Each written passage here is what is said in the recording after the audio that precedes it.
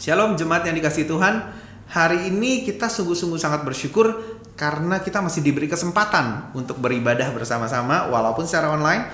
Kita masih diberi kesempatan untuk menggali firman bersama-sama, dan saya percaya Tuhan Yesus juga hadir di tengah-tengah ruangan kita masing-masing di saat saudara semua sedang menyaksikan lewat online ini. Saya percaya Tuhan Yesus juga menjamah dan melawat setiap kita, ya. Hari ini mari sama-sama kita responi firman Tuhan, kita belajar kebenaran firman Tuhan, karena firman Tuhan itu pasti akan memerdekakan kehidupan kita, ya. Ada beberapa poin yang saya mau share di sini. Pertama, judul dari sharing ini adalah aman di masa-masa sulit. Aman di masa-masa yang sulit. Hari ini dunia sedang mengalami kesulitan yang luar biasa. It's a pandemic katanya. Ini pertama kalinya dalam kehidupan saya kenal yang namanya pandemik, dan seperti inilah keadaannya gitu kan. Sampai kita nggak tahu apa yang ada di depan. Pertama, kita nggak tahu kapan ini akan berakhir. Orang-orang bertanya, ini kapan ini berakhir? Kapan kita bisa ke gereja lagi? Kapan kita bisa bersekutu? Kapan kita bisa kerja lagi? Kapan ya kita bisa melakukan segala sesuatu tanpa harus social distancing dan lain-lain sebagainya? Aman di saat mengalami masa sukar. Itu adalah topik yang saya mau bagikan hari ini. Nah, ada kira-kira 5 poin yang saya mau bagikan. Yang pertama adalah gini. Orang aman di masa-masa sulit, pertama adalah ketika dia dekat dengan Bapa. Ini udah gak bisa ditawar-tawar lagi. Dekat dengan Bapa, dekat dengan Tuhan, punya persekutuan yang indah dengan Tuhan setiap hari, even di masa sulit pun, itu akan membuat mereka aman. Itu akan membuat mereka tenang sebenarnya. Alkitab berkata, hanya dekat Allah saja aku tenang, daripadanya lah keselamatanku. Iya kan? Kalau di dekat Tuhan itu pasti aman, pasti tenang. Kalau kita lihat di perumpamaan anak bungsu ini keluar meninggalkan Bapa, keluar dari tempat Bapa, dan mulailah di situ. Saat bencana kelaparan terjadi, ia pun ikut melarat. Sampai mau makan makanan babi saja tidak boleh. Artinya apa? Di luar Bapa, semua resiko ditanggung sendiri. Makanya untuk saat-saat ini sangat penting sekali mindset kita, hati kita, semua tindakan kita harus mengarahkan kita masuk ke dalam lingkungan yang telah Tuhan tunjukkan dalam kehidupan kita. Ada areal-areal yang dimana kita harus berada di situ, dan ada areal-areal yang kita tidak boleh berada di situ. Di luar dari Tuhan, menjauh dari Tuhan, akan membuat kehidupan kita tidak aman. Akan membuat kehidupan kita melarat dan melarat dan melarat. Saat anak bungsu itu pulang kembali ke rumah, tidak pernah diceritakan lagi kalau dia mengalami kelaparan. Karena memang di rumah bapaknya banyak persediaan. Jadi, pastikan dalam hidup kita hari-hari ini, apapun yang kita kerjakan, keputusan yang kita ambil, semuanya harus ada di areal yang Tuhan mau, Bapa mau. Jangan malah menjauh dari Tuhan. Jangan ngambil keputusan-keputusan sembrono. Karena menjauh dari Tuhan itu selalu berakibat fatal dalam kehidupan kita. Dan resiko ya kita tanggung sendiri itu. Yang pertama, dekat dengan Bapa. Jangan menjauh dari Bapa. Yang kedua adalah janji-janji Tuhan. Orang yang mengenal janji-janji Tuhan, dia akan bisa berlaku, akan bisa tetap aman. Walaupun di tengah badai yang seperti sekarang ini nih. Memang tidak tahu kapan selesainya ini. Memang tidak tahu kapan bisa bekerja dan bisa menghasilkan uang lagi untuk bayar ini, bayar bill itu. Memang kita belum tahu kapan. Tapi minimal janji-janji Tuhan telah dituliskan untuk kita semua. Dan kita harus belajar untuk memahami janji itu, sehingga di dalam mengalami masa-masa sulit seperti ini, kita punya janji-janji firman Tuhan yang iya dan amin, tidak berubah sama sekali, Itu akan menguatkan kehidupan kita. Janji-janji seperti ini loh. Jangan khawatir akan apa yang kamu makan, minum, dan pakai. Kontras ya dengan anak bungsu yang tadi. Anak bungsu yang tadi tuh mau makan ampas babi yang sebenarnya bukan makanan orang, bukan makanan manusia. Tidak boleh. Tapi Tuhan berkata di dalam firman-Nya bahwa jangan khawatir akan apa yang kamu makan, yang kamu minum, dan kamu pakai. Artinya apa? Kalau kita memposisikan diri kita ada di dalam perlindungan Tuhan, kita kenali janji-janjinya, janjinya akan berlaku dalam kehidupan kita. Karena Dia Tuhan yang tidak pernah berbohong, Dia nggak pernah berdusta, Dia nggak pernah gagal, Dia nggak pernah lalai. Dia nggak pernah terlambat bahkan untuk menolong kehidupan kita. Yeremia berkata, rancangan Tuhan adalah rancangan yang mendatangkan damai sejahtera dan bukan rancangan kecelakaan. Makanya itu kita harus selalu mengingat, mengambil keputusan yang sesuai dengan rancangan yang telah Tuhan tetapkan dalam kehidupan kita. Mainlah di areal firman yang telah ditetapkan dalam kehidupan kita. Orang benar itu akan selalu memposisikan dirinya untuk main di areal yang Tuhan telah tetapkan. Dia nggak bertindak sembrono, nggak bertindak gegabah dengan main di areal yang Tuhan larang kita untuk keluar, untuk pergi ke sana. Ya, janji-janji Tuhan selalu berlaku dalam kehidupan kita. Janji-janji seperti apa lagi? Allahku akan memenuhi segala kebutuhanmu menurut kekayaan dan kemuliaannya. Bayangin, seluruh kebutuhan kita Dia sudah tahu. Dia sudah ngerti apa yang jadi kebutuhan kita. Ya, orang yang pegang janji Tuhan dia akan aman, dia akan secure, dia akan aman. Karena itu milikilah, galilah janji-janji Tuhan. Apalagi yang spesifik ya, berbicara dalam kehidupan kita. Atau mungkin kita pernah dapat nubuatan, kamu ada di Australia, kamu ini ya, kamu itu ya, kamu ini. Itu dipegang, dipelajari penuh janji-janji firman Tuhan. Kerjakan bagian kita, maka Tuhan tidak akan pernah lalai di dalam memenuhi seluruh kebutuhan kita. Karena Dia Tuhan yang Maha Tahu. Ya. Yang ketiga, bagaimana saya perhatikan orang-orang ada yang aman sebenarnya di masa-masa sulit seperti gini. Orang-orang yang aman di masa-masa sulit seperti ini adalah orang-orang yang dia sudah mengerjakan bagiannya dengan menabur di masa yang lampau. Artinya gini, setiap taburan yang benar yang dikerjakan dengan sungguh-sungguh itu akan menghasilkan tuaian. Hukum tabur tuai, ya kan? Nabur tuai. Orang yang nabur pasti akan tuai. Nah, nuai itu bisa di mana-mana. Yang pasti adalah kalau kita menuai sesuatu itu tidak melewati dari kebutuhan di mana kita perlukan saat itu. Kenapa? Balik lagi kepada janjinya, Tuhan tidak pernah terlambat.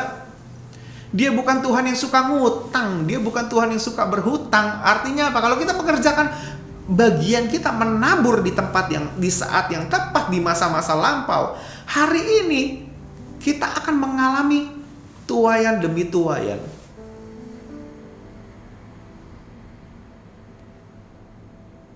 Nggak mungkin tuaiannya nanti setelah kita sudah sekarat, sudah mati, sudah kelaparan, sudah nggak bisa makan. Nggak mungkin, karena Tuhan tidak pernah terlambat. Ini yang kita mesti pegang. Kita mesti percaya, nggak curiga sama Tuhan kita. Kalau kita semua sudah mengerjakan taburan di masa-masa yang lampau, itulah yang saya perhatikan. Orang-orang yang selalu setia menabur di masa-masa yang lampau, dia tidak akan mengalami goncangan dengan hebat di dalam hatinya, karena dia tahu bahwa tuaian akan terjadi. Karena apa? Karena Tuhan tidak pernah terlambat memberikan pertolongannya. Ya. Sifat taburan itu adalah tabungan. Jadi nabur itu bukan hilang. Walaupun nabur itu kesannya kayak kita sudah tidak memegang lagi apa yang kita tabur gitu kan. tapi itu adalah tabungan di mata Tuhan. Makanya nabur nuai. Yang nuai siapa? Yang nabur. Ya, orang yang nabur ya orang itu yang nuai. Itu sifatnya seperti tabungan, dan tabungannya itu dipegang oleh Tuhan. Dilihat, dinilai, dicatat oleh Tuhan. Dan kita punya Tuhan yang tidak pernah berhutang sekali lagi. Artinya apa? Taburan kita disimpan dengan baik tuh, dikelola oleh Tuhan, dan sampai akhirnya nanti kita menuai, kita akan terima tuaiannya. Tabungan itu, tuaian itu adalah, menabur itu adalah tabungan. Banyak orang takut untuk menabur, dan sebenarnya itu tabungan. Kalau ngerti konsep ini, maka akan mudah untuk menabur, gitu. Ya, jadi sifat taburan itu juga luar biasa. Artinya gini, karena Tuhan yang kelola taburan kita, dia Tuhan yang luar biasa. Beberapa waktu lalu Komsel kita mengajarkan bahwa Ishak menabur, lalu dia menghasilkan tuaiannya 100 kali lipat pada tahun itu juga. Nah, itu sifat taburan. Artinya apa? Kita menabur yang mungkin nggak sebanyak dengan apa yang kita tuai, tapi yang kita tuai itu banyaknya luar biasa. Ini bukan sedang mau apa ya, mengiming-imingi seseorang gitu, tapi ya memang itu sifatnya. Taburan itu adalah tabungan. Taburan itu tabungan. Nabung itu satu hari nanti kita bisa pakai untuk kebutuhan kita. Nah, waktu pas kita nuai, itu adalah momen-momen di mana kita bisa pakai untuk kebutuhan kita. Jadi, kalau kita sudah mengerjakan taburan di masa-masa yang lampau, hari-hari ini saya percaya kita semua pasti akan menerima tuaiannya. Atau mungkin kita sudah menerima tuaiannya sehingga kita jadi aman, benar ya? Karena ini adalah orang-orang yang aman di masa-masa sulit adalah pertama dekat dengan Bapa, yang kedua kenal janji-janjinya Tuhan dan mengerjakan bagiannya, yang ketiga adalah orang yang menabur di masa yang lampau. Lalu yang keempat, nah ini adalah yang jadi bagian kita, ya, yang harus kita jagain. Alkitab berkata seperti ini. Kalau kita tidak menjadi lelah, kita akan menuai. Berbuatlah kebaikan, Alkitab berkata begitu. Kalau kita tidak menjadi lelah, maka kita akan menuai. Pastikan diri kita tidak lelah. Hari ini cek kondisi rohani kita saat ini. Mungkin kita sudah menabur kemarin-kemarin, sudah melayani, sudah menabur, sudah melakukan perbuatan-perbuatan yang baik, ya kan, sudah menolong orang dengan sedemikian rupa. Hari ini cek kondisi rohani kita. Mungkin loh kita tidak bisa menuai. Karena apa? Karena kondisi rohani kita yang lelah. Makanya pastikan kondisi rohani kita tidak lelah, sehingga apa? Kita pasti akan selalu mendapat tuaian. Kita selalu pasti akan mengalami pertolongan Tuhan. Karena orang yang menabur pasti akan menuai. Dan saya percaya ini adalah orang-orang yang aman di dalam Tuhan. Pertama, dekat dengan Bapa. Yang kedua, kenali janji-janjinya Tuhan dan mengerjakan bagian. Yang ketiga adalah menabur, orang yang sudah menabur di masa lampau. Yang keempat, orang yang kondisi rohaninya saat ini tidak lelah. Dia pasti akan aman hari-hari ini. Makanya cek kondisi rohani kita, ya. Lalu yang kelima, bertanggung jawab dengan apa yang ada dan terus kembangkan talenta-talenta kita. Saudara, kita perlu bertanggung jawab dengan apa yang Tuhan sediakan dalam kehidupan kita, ya. Artinya apa? Artinya gini, Tuhan kadang-kadang memberikan dalam kehidupan kita itu nggak langsung sesuai dengan yang jadi kebutuhan kita uang, dikasihnya uang. Kebutuhan kita apa, dikasihnya apa. Kebutuhan kita kamera misalnya gitu, kita dikasih, ada orang mengirimkan kamera, nggak langsung seperti gitu sometimes gitu. Tuhan ngerti kebutuhan kita dan Tuhan pasti akan penuhi. Tapi mungkin caranya itu yang kita nggak pernah bisa tahu. Misalnya gini, kita dikasih shift banyak misalnya gitu. Yang kita ambil, kita bisa kumpulkan uang, kita tabung, dan akhirnya kita bisa beli sesuatu yang memang jadi kebutuhan kehidupan kita. Nah, itu yang harus kita ingat-ingat. Jadi gini, kalau kita butuh sesuatu dan Tuhan berikan sesuatu dalam bentuk yang lain gitu, ingat, belanjakan sesuatu yang Tuhan berikan itu untuk apa? Beli kebutuhan kita. Gini, terlalu banyak orang salah di dalam stewardship-nya, di dalam mengelola keuangannya. Artinya gini, Tuhan janji di dalam Filipi 4 ayat 19, Allahku akan memenuhi segala kebutuhanku menurut kekayaan dan kemuliaannya. Kebutuhan kita sudah pasti dipenuhi oleh Tuhan menurut janjinya. Sudah pasti dipenuhi. Nggak mungkin. Kalau kebutuhan kita bayar rent ini, bayar ini, itu sudah pasti. Pasti. Kalau enggak, ya salah dong Tuhan. Kalau enggak, lalai dong Tuhan. Kalau enggak, gagal dong Tuhan. Tapi kan kita tahu Tuhan kita enggak pernah. Yang salah selalu di dalam manajemen, mengelola apa yang Tuhan sudah berikan dalam kehidupan kita. Dan kita belanjakan di dalam hal-hal yang di luar dari kebutuhan kita. Itu yang salah.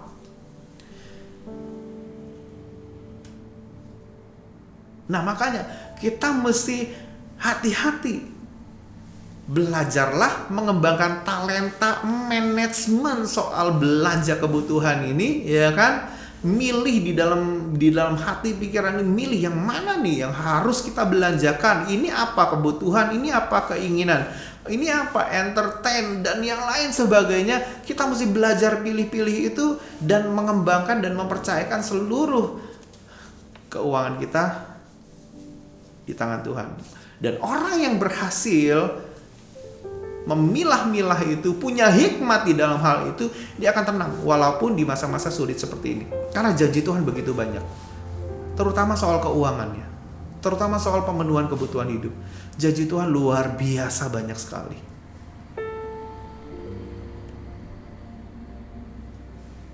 Yang artinya apa? Jangan curiga dengan Tuhan kita. Tuhan kita adalah Tuhan yang selalu menggenapi setiap janjinya. Jadi peliharalah 5 hal ini di dalam kehidupan kita, ya. Dekat dengan Bapa. Yang kedua, kita harus jadi orang yang pegang terus janji-janji Tuhan. Kenali janji Tuhan. Itu akan berlaku walaupun di masa-masa yang tidak menentu seperti ini, janji-janji Tuhan itu akan tetap berlaku. Yang ketiga, kalau kita mau secure juga di masa depan, teruslah menabur. Punya kesempatan menabur, teruslah menabur. Taburan itu adalah tabungan yang satu hari nanti kita tahu bahwa taburan itu akan menghasilkan tuaian. Karena taburan kita dikelola oleh Tuhan, dan Tuhan yang maha luar biasa itu, dia mengelola taburan kita dan dia akan memberikan tuaian dalam kehidupan kita. Yang keempat, setelah kita menabur, hati-hati, jangan sampai kondisi kita lelah, tersinggung. Jangan. Kenapa? Karena orang yang tidak lelah, tetap semangat, tetap on track dengan Tuhan, dia pasti akan menerima tuaian. Dan yang kelima, kita harus kembangkan akan stewardship kita. Latihan dengan baik, ya, pelajari dengan baik akan apa yang harus kita latih, harus kita kembangkan, harus kita bina, harus kita gali potensi-potensi ini loh. Tiba-tiba kita punya waktu yang cukup banyak gitu kan untuk menggali semua. Jangan dihabiskan dengan yang hal-hal yang tidak berguna. Pastikan connect dengan Tuhan. intim dengan Tuhan, pastikan kita lebih mengerti janji-janji Tuhan semasa lockdown kayak gini. Pastikan kita kenali Tuhan kita lebih lagi hari-hari ini. Dan kita akan jadi orang yang aman walaupun di masa-masa yang tidak menentu seperti ini. Tuhan Yesus pasti akan menyertai kehidupan kita. Kalau orang benar tidak akan dibiarkannya, tidak pernah akan dibiarkannya jatuh, tergeletak, tidak akan pernah dibiarkan oleh Tuhan. Artinya apa? Kita punya Tuhan yang setia, kita punya Tuhan yang selalu menolong kehidupan kita tepat pada waktunya. Jadi sebenarnya kalau hari ini kita mengalami hati yang aman, memang situasi seperti kayak gini, tapi kita aman nih hati, nggak terlalu bergoncang, bergojolak seperti apa. Kita lihat tabungan yang semakin hari semakin menurun karena ya kan dipakai terus karena kebutuhan kita kan selama kita masih nggak bisa bekerja seperti sekarang ini gitu. Tapi kalau hati kita tenang, hati kita nggak khawatir, hati kita aman, punya rasa aman, well itu sudah baik gitu. Kita terus bawa spirit ini, semangat ini untuk masa depan kita. Hari ini artinya apa? Untuk melihat masa depan nanti yang kita mau aman juga gitu kan. Ikuti pola ini. Dekat dengan Bapa selalu senantiasa. Yang kedua, ingat janji-janji Tuhan selalu berlaku dalam kehidupan kita. Ingat, nabur hari ini supaya nanti di masa ke depan kita menuai gitu. Yang keempat, kita mesti sadar bahwa kita tidak boleh menjadi lelah. Karena lelah memungkinkan orang untuk tidak menerima tuaiannya. Yang kelima adalah kita harus selalu mengembangkan potensi yang ada dalam kehidupan kita. Karena berkat Tuhan sometimes diperlukan skill untuk mengelola akan berkat Tuhan itu. Jadi saudara-saudara, keep strong, selalu semangat, jangan patah semangat. Tuhan pasti akan menyertai kita melewati masa-masa seperti ini. Saya percaya Tuhan Yesus yang setia, Tuhan Yesus yang baik, Tuhan Yesus yang tidak pernah meninggalkan kita semua adalah Tuhan Yesus juga yang akan menyertai kita melewati masa-masa seperti ini. Bahkan justru di saat-saat seperti ini kita bisa jadi berkat bagi banyak orang. Kita bisa memperlihatkan betapa Tuhan itu memberikan hati yang tidak khawatir, tidak yang cemas, tidak terombang-ambing gitu. Justru kita bisa memperlihatkan iman percaya kita, bisa memperlihatkan bedanya antara orang yang kenal Tuhan dengan orang yang hidupnya main-main di luar Tuhan. Hari ini semoga firman Tuhan ini memberkati kehidupan kita semua, dan saya berdoa kita semua boleh memiliki hati yang aman. Kenapa? Walaupun situasi tidak aman, walaupun situasi tidak menentu, walaupun kita tidak tahu kapan ini bisa berakhir, tapi kita tahu janji penyertaan Tuhan selalu menyertai kehidupan kita. Tuhan Yesus memberkati kita semua. Shalom. Keep strong. Amin. God bless.